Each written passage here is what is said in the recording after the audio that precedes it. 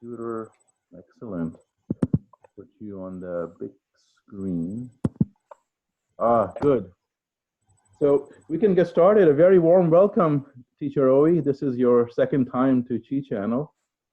Second time or third time? I can't remember. Yeah. You were. I told you long time ago. One good day you're gonna run short of features. You better, Yes, you better think around. It was almost a year ago, January 11th, I think, on a Sunday, and it's good to have you back. And you join us from beautiful Penang, Malaysia. And if I may request all the participants, if you can please mute yourself, thank you. So the opening question for you, Teacher Owie, is you are a pharmacist in Malaysia. You actually own a pharmacy. So the question is, how does a pharmacist become a Zhineng Qigong teacher? What events transpired in your life to become a teacher, a practitioner? I started practicing Qigong because of a bad knee, or my left knee, right? I was at the university, I was playing squash, and you know, this is rather vigorous sport. Oh, yes.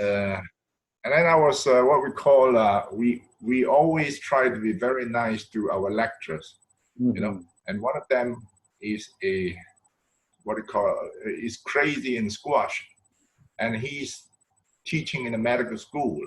So he told me, hey, you come, I'll arrange for you to have a replacement surgery, okay? You do it now, it's free of charge. You leave the university, you go outside, it's 26,000. Oh. You better think twice. So I said, nah, I'll try my way, but it did not get well. Then there was 1980 something, right? Then came 1997. I was in touch with Zhineng Qigong. Started practicing. Well, started practicing and it got well. Not really that well, but well, you're able to go back and play again, right? Yes. And those days you spend 15 minutes a day practicing. You feel good. That's it. I wouldn't say that I was a serious practitioner. I was more or less like, brought me some benefits. Why not? So you spend 15 minutes a day, 10 minutes a day here and there practicing. Then came 1999, when I had a renal colic attack. That means the kind of pain because of renal stone. It was so severe, I threw up many times. Well, as a pharmacist, what you do is that you try to play smart. You take everything that's available in your shop, right? Hopefully that you're going to get well. It did not get well. Yeah. And it was near middle of the night that I finally gave up. I asked my wife that you better take me to the hospital. And I threw up again during the journey. I reached the hospital, you check and say, oh, they found plenty of diamonds in my left kidney. This was what they call a renal colic. So you're not having one or two kidney filled with stones. I was operated the next day. They took out a bottle of these crushed kidney stones. And kidney function went down because there is no space inside. They're all filled with these kidney stones and block the calyx. So urine is not able to flow out into your bladder, but the blood keeps coming in. So the pressure is high. So the whole kidney extended. You have a large kidney. And the tissue becomes flabby. Kidney function went down. Glomerular filtration rate went down to 10 to 15%, something like that. And the doctor told me that, well, I think we should be able to recover to somewhere around 30%. We leave it there, right? If, there's the rare occasions whereby the kidney doesn't recover, by they keep deteriorating. Then eventually we decide whether to remove this one or whatever. But I think you are going to get 30% and see what you do. Then we started to get serious because he said this. He said that, don't worry, one kidney will last you 100 years. I said, wow, 2 kidneys, 200 years. That's a good deal. I better get this one back. So I started practicing. Now you can't practice anything else. One part going through your urethra. You get one tube going through here, and one tube going through here, and one drain pipe at the back. Yes. So the only thing you can do then was doing standing meditation. Yes. Started by 1-2 minutes, slowly increasing to maybe about 5 to 6 minutes a day. Anyway, after that, I was discharged after 7 or 8 days, started practicing seriously. You try to find out why you want to do this, why you have to do this, why you have to do that. You started to take what we call Qigong seriously. Yes. And I recovered well, honestly. I was the boss of my company. So I spend most of my time practicing. You're talking about 5-6 hours a day. Yes. Minimum, right? Yes. Then 6 months later, the doctor said, hey, you have to do a what we call a radiology test to see how well the kidney function now. Yes. And the kidney function went up to 97%. Oh, wow. Incredible. They couldn't believe it. They said, this is wrong. I said, you are wrong, not me. Because I knew the guy who was working there. I worked in a hospital before. I went there, I told them, hey, I worked here before, you know. When I was here, you probably were not here. Yeah. Then made friends with them, and then they actually brought the whole screen in front of me. I can look at the screen and now see that we're injecting the radioactive substance now. You see how it goes? It's moving everything. So I know there's no mistake. In fact, one of them asked me, "Why the hell you come here to test your filtration rate? Your kidney is doing fine." Yes. I said, "Doctor ordered, then I have to come." Well, I recovered well, and at the same time, also someone in love with something else that brought you that kind of benefit. Yes. But the doctor told me this. He actually we became good friends. He said, "Look, whatever that you said, all right, you say that it's miraculous or whatever, I don't know, I don't care. Yes. As far as I'm concerned, you're going to see me every year for the next 10 years at least, because your kidney is distended.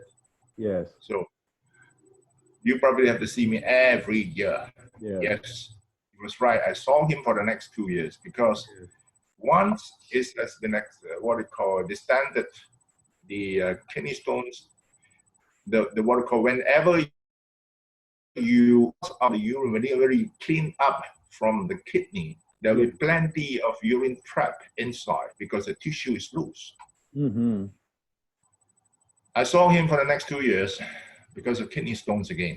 But after that, no problem. Oh, nice, nice. There was about 2005 and 2007 when I met him at the airport. Yes. You know, I was on his way to Shanghai, I was on my way to Europe. Yes. And then he asked me, "Hey, how are you doing? You did not see me, you know, you're not a good man." I said, "What's the point of seeing you when there's no complaint?" Yes, yes. Yeah. So, well, that's how amazing Qigong can be. Yes, absolutely. And I read, Teacher Roy, actually I took your class and you shared that between the year 2001 and 2006, as you said, you went through a very intense period of training. You would practice 4 or 5 hours a day. But then you made this astonishing statement. You said that you felt that you were kind of stagnant, you were not improving, and then you changed your practice. Can you please share those events? Yes. It was a big turn, all right? And I'm thankful to that teacher up until now, honestly, all right? I always say it this way. I believe that many people don't agree with me, but it's okay for us to have a different opinion. That in whatever that you do, if you want to excel in something else, you have to analyze what are you doing. And when you have all the markers there, when you have all the definitions or all the what we call description there, you must learn how to ask, why am I not able to do that? Let's say, for instance, I've been saying this, and this is not from me, that if you do minimally well in lift chi up, minimally well, it is not possible for you not to develop your ESP. This is not from me, please. This is from Pang Ming, Dr. Pang Ming. All right? And he also laid down the requirements for minimal in if you do minimally well in a body mind form, it's not possible for you not to be able to feel inside. Reason given, everything mentioned there. So it was a time then I was questioning myself. If you would ask me in 2002, 3, 4, I can, hey, do you know 514? Let me show you. Do you know Qi cultivation? Ah, that's easy stuff, man. Let me show you everything. You know wall spread? Come on, show me your wall. But honestly, deep inside, you have very little. You have, yes, I have already developed my ability to perceive and all that, but you know that you are stagnant. You're not moving. You're not moving. You're not happy with your progress, so to speak. So I put in a lot of effort to look up all the materials. And during then, I was very lucky that I was involved with, I would say, the largest Qigong forum, Chinese in China. I met many friends there. And then they started to share, and then there was a big argument on straight leg sittings, on three-center merge and all this. Many people say that, oh, no, you must be able to do this lift chi up well enough, body mind form well enough, then only you talk about all this stuff, right? And some said that, no, you don't, if you are smart enough, lift chi up alone will take you to the peak. But honestly, like I've been saying many times, how many people have reached the minimal requirement? What did Dr. Pang said about the minimal requirement for lift chi up? That you develop your ESP. He even put it in such a way that said, hey, come on, it's not possible for you not to develop. Why? Because where are your nerve endings? They are at the superficial level. You will be able to feel much better. If you are not developing that, all right, something must be wrong with your practice. Something is wrong with the practice. How do you practice? He also mentioned it, that how you're supposed to practice. Okay? So I spent a lot of time researching into this. And a big question then is, are you supposed to practice this so-called straight leg sitting or not? Some said that, come on, man, this is high-level stuff. This has not been tested. This has not been practiced by so many people. It can be dangerous and all this. So you practice, you feel that, wow, this is powerful. So are you going to teach or you're not going to teach? So I met this teacher who was working next to Dr. Pang. So I went out to see him. I said, hey, you tell me whether this is good or not. And he had already loosened his lumbar during then. So he said, honestly, I have never practiced this before, because when Dr. Pang introduced this, my lumbar was already open. But did you know how much effort I put in to loosen my lumbar? Is I was practicing about 7-8 hours a day. And on one exercise, that is turning a coccyx. Body mind form, and I say sometimes you got to be a little bit, persistent, and then you have to insist on this, and then he said, I'm not joking. He said it's 7-8 hours, but I was lucky, he is from the north of China, so he went home, and then the family move south. The parents are getting older, so he said, go to southern China, it's warmer, right? Don't stay up north too much. So they say, well, there's some furniture here, you better come back and stay here and take care of furniture. So I said, for 4 to 5 months, every day it was so cold, you got to do something. And the only thing I'm familiar with is to turn my coccyx. So I did that. Watching television, I do that, everything. Even cooking halfway, it gets very cold. So I started to turn 7, 8 hours. Serious, 7, 8 hours. How many people can do that? I do not know. Then he said, do you realize that this method is much easier than that? And I told Dr. Park, he was not kind to me. How could he only, brought up all this when I've opened up my lumbar? See? So this is one thing about it, that there's a difference. There's a big difference. Yes. All right. And once I got into that, I also started to pay a lot of attention on the tree center smudge. Mm-hmm. You understand what is really important. What is the foundation work? See, they're boring, yes. Yes. But they are the real stuff. They're the important thing.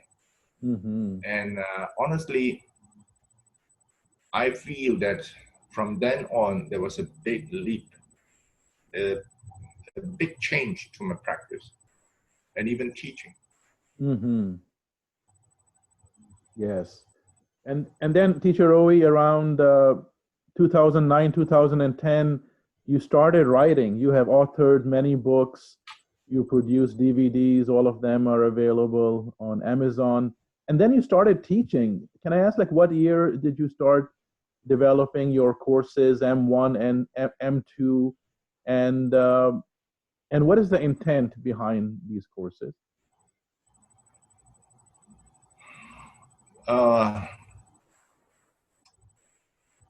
This is my personal view, right? I've been teaching since year 1999. Mm-hmm. Okay. And okay, allow me to brag a little bit. Advertisement. Oh, sure. Even by the year of 1999, year 2000, I am already doing the kind of lift cheer up that very few people are doing. All right. If I were to tell you that one push pull is 1 minute, would you believe me? I don't know. But I was doing something like 22 push pull half an hour. I go here and another 22, exactly half an hour. So I have no doubt at all. If you do minimally well in the lift cheer up, you're going to develop an ESP. Okay. So I started to if those who understand Chinese, they will understand the many things that I say in the book. They carry the same information as what I'm saying, but then they don't tell you the same story. You know what I mean? Now, let's say if you want to explain something like this, I'm not saying it this way. I'm saying it that way. All right? I don't know how to say it. So when they ask me, I said, it's the way I interpret the book, the teaching. Is an interpretation of Dr. Kang's work, right? Now, so that is one. And then you realize that not many people are able to pick up everything. Do you know that how many books that they have gone through in what they call the 2 years and all that? There are 9 books, right? 5 main books and 4 what they call supplementary books. How many exercises most people have to spend there? How many people really develop what we call ESP or able to, I mean, I'm not talking about professionals, healers like we all. I mean, we make a living on this. How am I going to make a living on something else when I can't even perform what is required? You can't even diagnose how you're going to treat. See? So where my point of view then was that we do something else. Right? We do something else that we are going to train people. And then the first time when I did that, many friends were asking me, "You are crazy. You're talking about 2 years professional course, and then you're going to squeeze it down to 20 lessons. And now only 18, not even 20, 18 lessons. Are you able to do that? Module 1, 10 lessons. Module 2, 8 lessons. Module 3 is different. Module 3 is all the therapeutic approaches that we develop. We don't even want to call it, name it, anything to do with Zhineng Qigong. We do not want to get into confusion, all right? Like in Zhineng Qigong, you don't see people doing therapeutic manipulation of the, what you call your spine and all that. They don't do that. They don't do scrapping. We do, right? And a year ago, Dr. Pang came out with a book and teaching you how to do this. I was very, very happy because when I first started this, everybody saying this guy is crazy. This is not Zhineng Qigong. I said, yes. I have never said that my module 3 is Zhineng Qigong. I've never said that. Now you look at the book that Dr. Pang came out on acupuncture and a little bit on the use of herbs and all that, right? So are you going to say that that's not Zhineng Qigong? It's none of my business anyway. Coming back to this, on module 1 and module 2, no regrets, all right? And all of my friends who have attended this, our module 1 and module 2, they know that I have been teaching with utmost what it call genuinity, in the sense of I have been very honest in terms of what I'm teaching. Yeah, some, they attend the course, they couldn't find the time to practice and all that. That's one thing, right? And most of the participants, they return for revisions. Yeah, some of them, they have been with us since 2012. Never miss a single class. Yeah. Now, so you were asking me that why do you think that this module 1, module 2 is sufficient or not? Many people are asking me. I will look at it this way. Through the years, I've been telling them that there is no point to be the one and only one who is able to heal, to be the one and only one who can carry out research, to be the only one who can do this, the only one who can do that. This is not education. Leaving her out there with the cats? Something else? So what I'm saying is that we are doing it in such a way that we want to train people, all right? But like what we said, that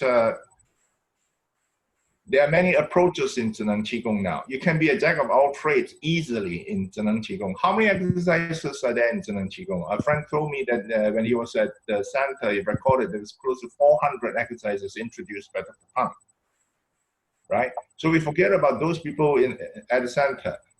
You just look at what is available now. Lift chair, body mind form, 3 center snatch, 5-1 form, 8 chi cultivation method, wall squat. What else? I don't know. Tai Chi Bo 1, Tai Chi Bo 2, straight leg sitting, there's so many stages. Yes. Yeah. So, and then now you have the chanting the syllables, you have the N, you have the Ng, you have Shen Ji Ling Kong, you have Jing Ju Kun Lun. There are more than 20 there. Now, what is your priority? Many times people ask me that, how do you know that what you are teaching is the best? I think this is a good statement. I told them, look, number one, I never say that this is the best of Zhineng Qigong. Because every time when, I mean, you got to be fair to Dr. Pang, right? Let's say today that I'm selling orange. I tell you, orange is the best. The next day, I'm coming out with apple. I would tell you that apple is the best. I'm not going to tell you that the apple is, well, not as good as orange. What is the point of introducing apple when apple is not as good as orange? And the next day, I'll be telling you that wall squat will cure everything else. What is the point of telling you that, well, wall squat, you want to do it, you do it. You don't want to do it, you don't do it. You got to be fair. That's what I said. The speeches, the lectures, many of them, they were class or crowd specific, right? So he was kind. He was kind. Why? Whatever he knew, he told you. There were so many exercises,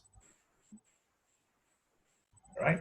And in a way, many people, Dr. Pang, maybe I would put it that way, Dr. Pang overestimated his students, and means he overestimated us. I think that was also what he said in one of the last lectures. He said that, well, nowadays I'm so free because nobody are inviting me to give lectures. So I took a review of what I've done. Oh my goodness, you guys are my students.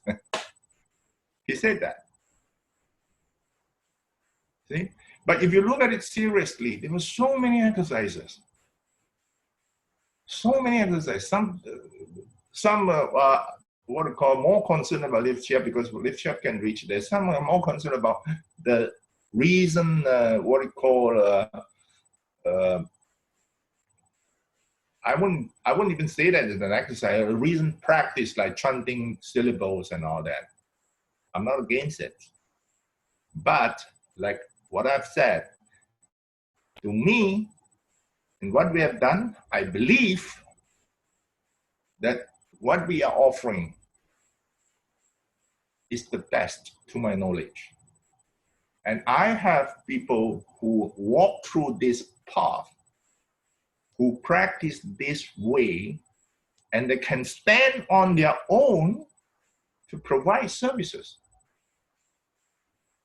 And if you think they practice like the way I practice back in early 2000s, you're wrong.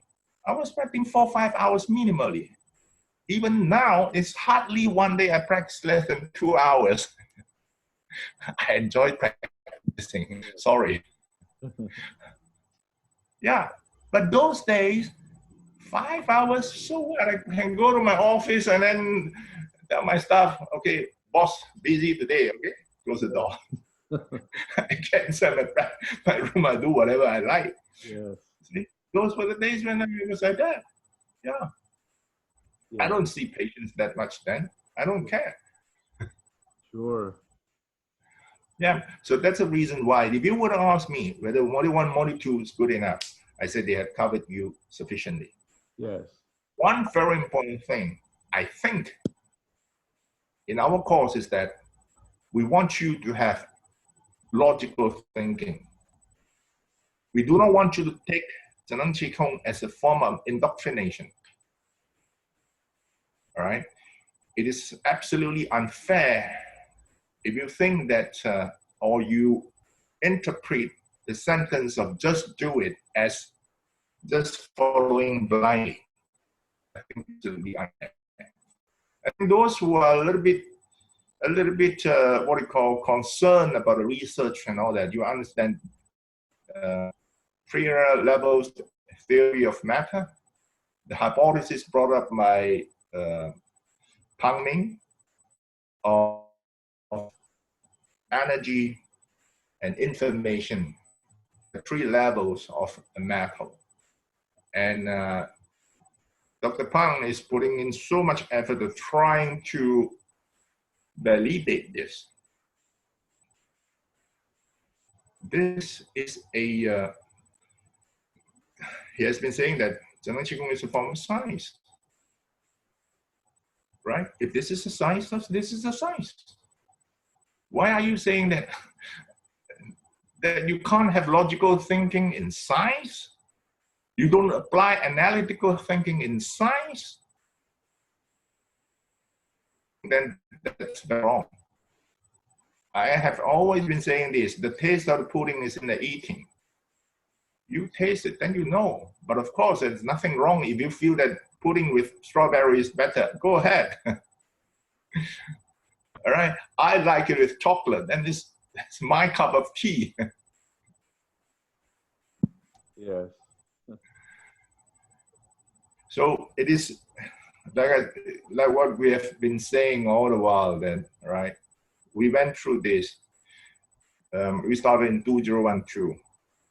Right, teaching this online and all this since 2012. I have no regrets. I'm happily enjoying myself, and I think we do see some results. Oh, yes. We do have people coming up on their own, able to stand on their own. Yes. I mean, if you were talking about a good education, you're talking about good training. You can't forever be the only one that is able to do this and that. Mm-hmm. Yes. Okay. Yeah. Absolutely. And you have trained two other teachers, Teacher Pacey and Teacher Irma, and they're proof that your teaching. There are more than two, actually. Yes, right. The ones that I know, very prominent. They are. Shall I say they are among the best? Among the best. They are associates. Associates means whatever they do, whatever they teach, I recognize. So let's say M1 by Irma and training by Irma and training by Pacey, it's recognized. Those who have done their courses, they can come into our M1 for revision or even M3. Yeah, we recognize each other, and they are the only other two that is sharing the work on what we call information therapy. Yes. Well, I'm not the only person that is able to do information therapy. I can tell you that. Yes. Right? Ilma has her tricks on it. We are sharing. Right? Yeah. I'm learning from her. And Pacey has her tricks on information therapy also. Yeah. That's what we call associate. We share information. There's no such thing as I am the only one I know. No, don't get me wrong. Right? They are more than just what we call teachers, therapists who are able to stand on their own. Yes. They are my associates. We share information. We share cases also. Yes, I have become good friends with Teacher Irma, and she has amazing capabilities. Yeah, just astonishing. Teacher Ooi, I have a general question. It seems like in the Zhineng Qigong community, every year something new comes up which captivates people's attention. I remember 2 years ago, Yuan Ti became very big. There was Dr. Pong had given a talk and it was transcribed. Someone had turned it into a video. And that meditation you mentioned, the Eng meditation, ENG. And we were given the impression, just get and fulfill your wishes. And I think in 2018, another teacher, there's another meditation, Mingju. My question to you is, what is the role of mind-only practices in Zhineng Qigong? Like in my practice day, if I practice for an hour, what role should mind-only practices play? Hey, you're not a very good boiler. How can you bring up such a sensitive question? Well, I have my tricks also anyway. Yes.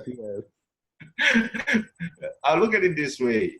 Like I said, some like it this way, some like it that way. All right. I like my pudding with chocolate. You like yours with strawberry, go ahead. All right. So this is one. Number two, when you talk about that, when ENT can settle everything, my very, very, very personal opinion that I think I don't agree with that. Mm-hmm. It is not a scientific statement. You would understand what I mean. At this juncture, when you are trying to tell the whole world that Qigong is a science, that I'm taking this Qigong to university, I'm doing research, I'm conducting research. You know what I mean? That you turn around and say that, oh, you reach this, you can have everything. then what is the evidence? We are talking about evidence-based medicine. Don't get me wrong. I'm not saying that you shouldn't say this. What I'm saying is that this can be a form of encouragement. This can be an encouragement, but if you want to say that this is a form of encouragement, you probably need to put down a little bit of explanation. Otherwise, well, this is not scientific. Yes. Okay, so this is where the practice, the promise of the practice per se. Yes. Now, next thing is that when you do this practice, if you feel good, it's good enough. But let me put it this way. Many years ago, when I was practicing 5-6 hours a day, when I was able to do wall squat with my toes touching the wall, all right? And I can do 200 a single moment. And come the season when people have cold, hey, occasionally I still have it. Something must be wrong. Do you get me? Yes. I spent 5-6 hours practicing. Mm-hmm. Then I questioned myself. Yes, I don't fall sick easily, but I still do. What's wrong with me? When I practice, I remember this guy in Singapore wrote to me that he said, hey, I got this lumbar problem, you know, it's so bad, you know, and then they tell me let's lift you up. And I felt so good with lift you up. You know, every time I practice this 45 minutes of lift you up, everything disappeared. I feel my head. I was jokingly talking to him. But I was not joking. I said, "What? You still feel your head?" When I did my lift chin up, head also disappeared. Yes. You see, but I still fall sick, and Mm-hmm. I still went back to the doctor. Even at 2001, I still have to go back and see the doctor. See? Yes. So you have to apply logical thinking. You have to apply analytical thinking. If you find that you try this and you get well, you get that stage, fine, nothing wrong with that. But if, for my case, right, I tasted pudding with chocolate. Mm-hmm. So, of course, I am promoting pudding with chocolate to everybody else that will come to my class. You get what I mean? Yes. Because I have also tasted pudding with strawberry, but I don't like it. Yes. Yes. Yeah, I have personally experienced all this. I don't find it tasty, you know? So every time when I go to the store, no, I insist on I want chocolate. Okay, for sure. Yes. We have two final questions from audience members. We have a question from Jacob. Jacob is asking, what does a typical working day look like for you? What do you practice? I practice early in the morning, 6 o'clock in the morning. I'll get up 6 o'clock in the morning, and I enjoy my practice a lot, honestly. Mm-hmm. And started from many years ago when my kids were small. And I mean, children, they're close to you. When you're practicing at home, they come and disturb you. You can't say that, hey, get lost, man. I'm doing something very important. Yes. I'm trying to do something that eventually I'll save the world. You can't say that. So you try to find a time where they will not be able to disturb you, Mm-hmm. right? So I practice 6 a.m. in the morning, Mm-hmm. right? 6 a.m. in the morning, I'll practice. What do I practice? Straight leg sitting, 3 centers much. Okay, that's for surety. These 2 hours, those fellas who know me well, when I'm teaching in Europe or anywhere else, they say that, hey, midnight practice. I always say, please, go ahead. Yes. I don't sleep because I get up early.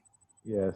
And I enjoy my practice tremendously. So sorry, midnight practice, I don't do it. Yes. Late night practice, I also don't do it. Yes.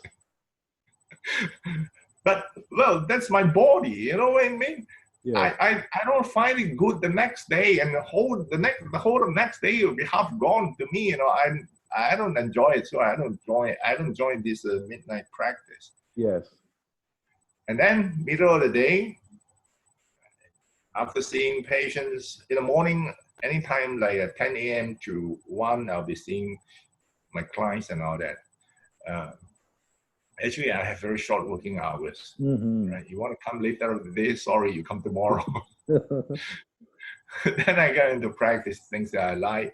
I answer emails, have discussions on the net and all this. And then in the evening, I practice again.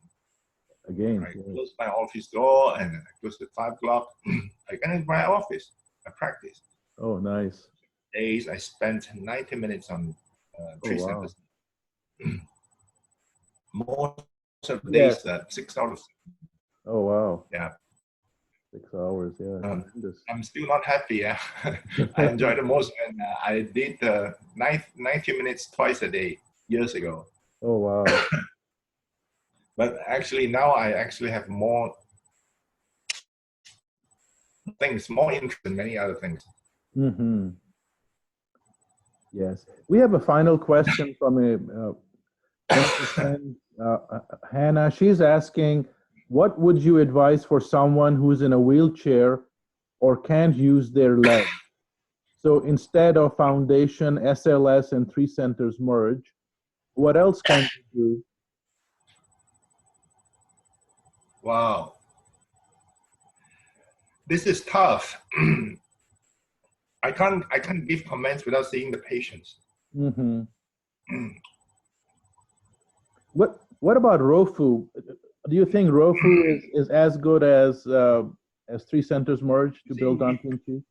You need, let's say, if you are working as a therapist, you need more information from the client. Medical history, you know. So if they are having that, and normally what we do is that minimally, you know, I need the picture. Yes. I take a look at the patient, and then, well, more or less we know what is happening, right? You tell us the major issue, we look at the pictures and we know. And then we apply our ESP and then we know the problem, and then, well, we may be able to suggest something else to you. But by saying this, not able to bring up, you see, because when you talk about ROFU and all that, you're not sure what is happening inside. Whether there's any surgery or whether there's any compression, wedge compression or whatever at back of the spine and all this, right? So it's difficult to suggest anything. Yes, yes, good answer. Teacher Oe, we have gone a little bit over, but now I would like to turn it over to you. If you would like to start your teaching, do a share screen. Okay, let's see. I share this. No, I don't know how to use this. Yeah, it's at the bottom, the share, the green icon.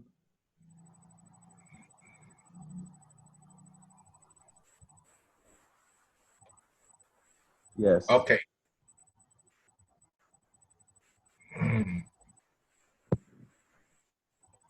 Oh, good. Yes.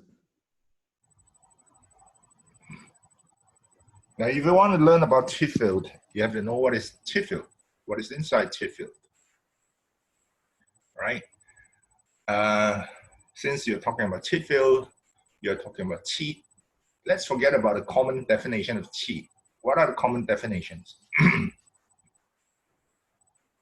When you talk about Qi, many people will say this: vital energy, life force, or whatever that's related to energy. Now, there's a lot of technical problems here, right? I'm sorry that I don't think that I have the time to explain it here. And this is also the major problem in terms of the research that they are doing. Anyway, maybe some other time, I've written a piece on my Facebook about this, that when you talk about Qi as a form of energy, you can't differentiate between the level of energy and information. That's the major issue. And when you can't differentiate between energy and information, what are you talking about when you are trying to tell me that information can be converted into energy? Because chi is energy, this is energy, so energy converting into energy, that's nothing new. This is high school stuff.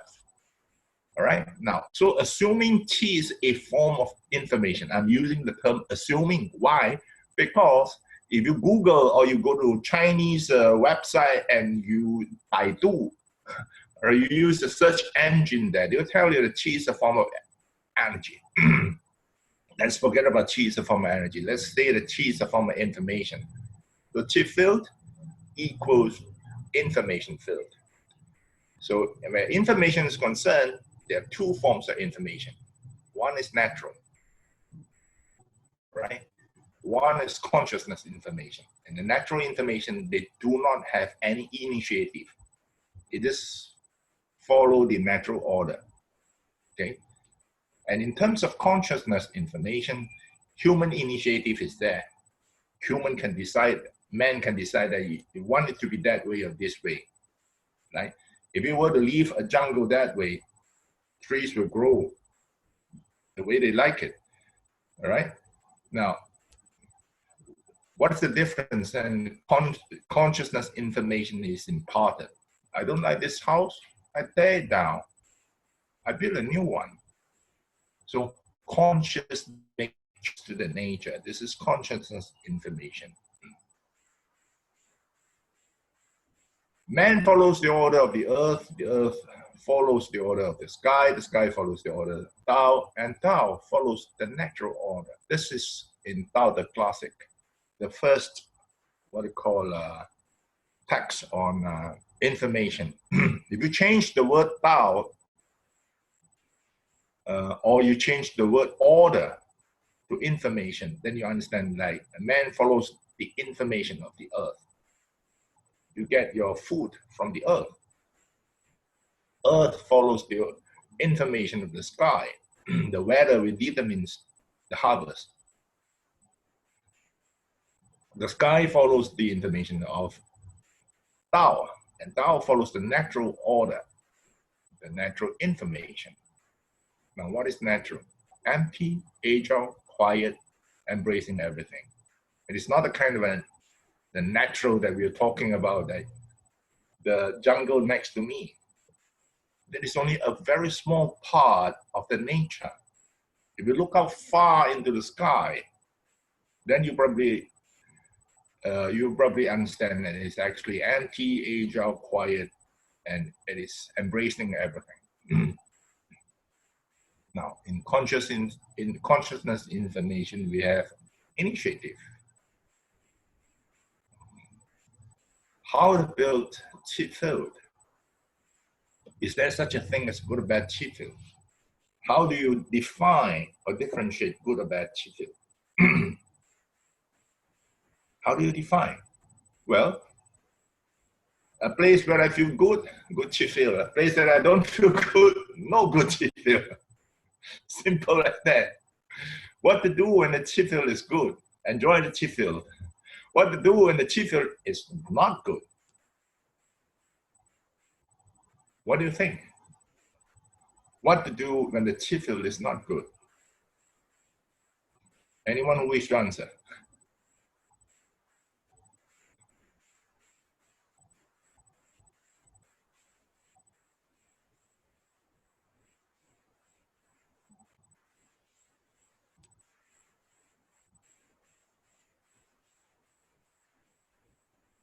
Ah,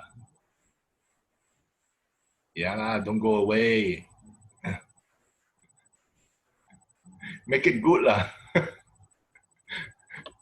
When the chi field is not good, we make it good.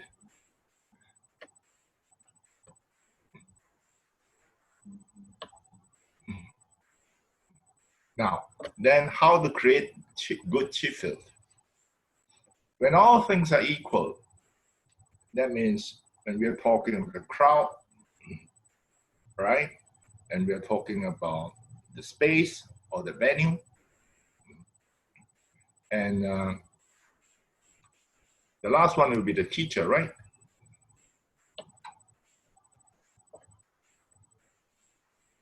So there are three factors here now: the crowd, the venue, the teacher.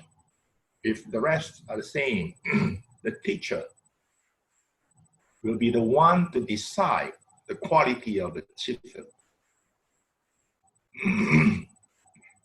Now, that means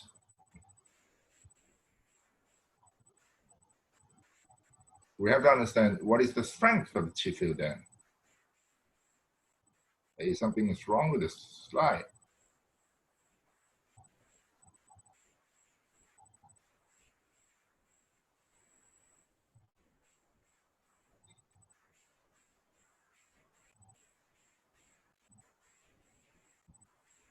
Okay. So we have surrounding, the crowd, and teacher. What to do to the surrounding? You can't do much to the surrounding. It's too warm, switch on the aircon. But I suppose you know that already, right? What to do with the crowd? This is something important. You have to get their attention. How do you get their attention? Well, it depends on how you normally do it, okay? Normally, when we do formation of chip field, we don't follow the what we call a strict patterns of rules. We want them to do something else when we are narrating. So we can ask them to turn their hands. In our language, we say that subconsciously they are at least what we call following us half-heartedly. Better than you say whatever you like, I dream of whatever I want. You'll be talking about thinking of the universe pudding. You see? So this is one way that you have to get the attention of the crowd. Now, then what can the teacher do? The teacher is the most important one. Many of those who have been to my class, that I take my class here regularly, they realize something else. 5 to 10 minutes before the class, don't talk to me, I don't answer you. I'm preparing myself to get into what we call my chi field. I'm bringing up my stability during that 5 to 10 minutes. Yeah. And many times you think that, why do you have to do that? I thought that, well, you just, this chi field thing, when you are narrating, everyone following you, and then you get already, that is sufficient. Well, again, taste of the pudding is in the eating. So many of you here are teachers. You try to do that and see. You might find it challenging initially to tell the difference between the preparatory work with or without preparatory work before class. You try this. You do your 3 sentence match. Do it correctly immediately before you take your class, right? So there's a break of maybe 5 minutes after you practice, then you take your class. You see the difference. You are going to feel the difference. Yeah. So you prepare yourself, right? If you have half an hour, if you can practice 1 hour, 3 sentence measure, whatever, you practice first before you take your class. You're going to tell the difference, huge difference, right? And needless to say that you have to remain stable most of the time, emotionally stable, so that you can take your class efficiently. And you are going to find that your class enjoy the TIFL so much, and you also enjoy it very, very differently. Many people ask me that, like I'm taking my class here since 1999. Twice a week, I'm taking my class myself, right? And for beginning part of the cheering, it's half an hour. But hardly lessons that day. I can tell you, you have whatever 10. Why go there and take class? Sometimes friends will ask me, is that so in every week? Why can't you just skip 1 or 2? You don't understand. I enjoy it so much. I like this. See? So if you prepare yourself, you're going to enjoy it so much that you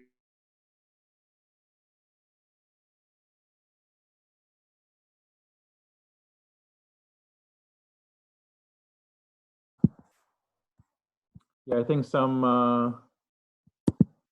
internet issues.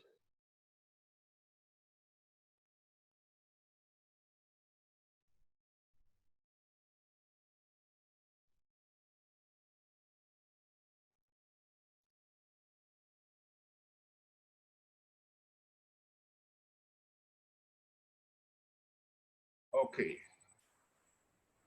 All right. Yes. Now, what if I'm working on? What if I practice on my own? It's the same thing. If you're practicing on your own, you make sure that you calm down well enough, right? And you make sure that you have that kind of excitement.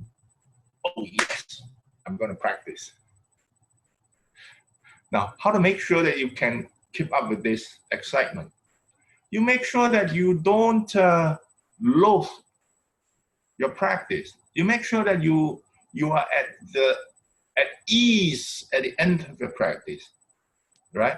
If you stand at 3 centimeters much, oh gosh, wow, 45 minutes at the end, whew, finally it's over. Then the next day, before you're going to stand there for another 4 to 5 minutes, you'll be complaining inside. There's a tiny voice inside telling you that, hey, this is boring, man. Can I do it tomorrow? But if you look forward to this, you are actually creating a chiffle then. If you feel that, well, something that's highly enjoyable, definitely you're going to enjoy, and then definitely your chiffle is going to change. And then what if I'm working on something? What if I'm working on my experiment? What if I'm sending Qi to a client? It is the same thing.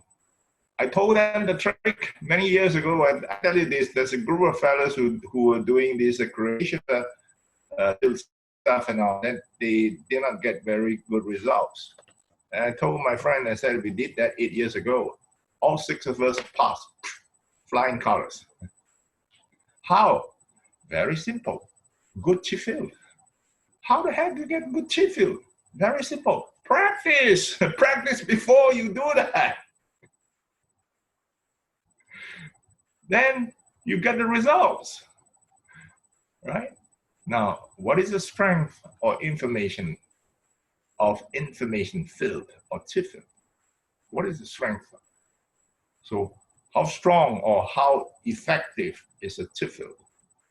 It depends on many things. But one of the things now is that the most important thing is your ability to stay focused. Your ability to be able to remain at Qigong state. That is absolutely important. Yeah. Then your ability to stay focused or your ability to remain in Qigong state depends on your practice, how well you can anchor yourself down. Okay? Anything else?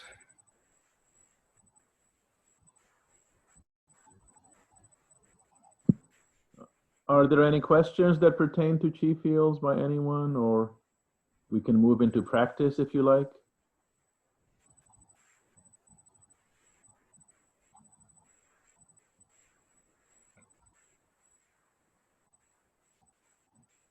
I think we had a disconnection. Oh, Teacher Owie. Okay. I think it's already more than 11, you know. Yeah. Late for you, yes. We talk too much. Yes, yes. But it was good. The talk was good. Yeah, very good information. So I see you some other time then. If there's no more question, we meet some other time, all right?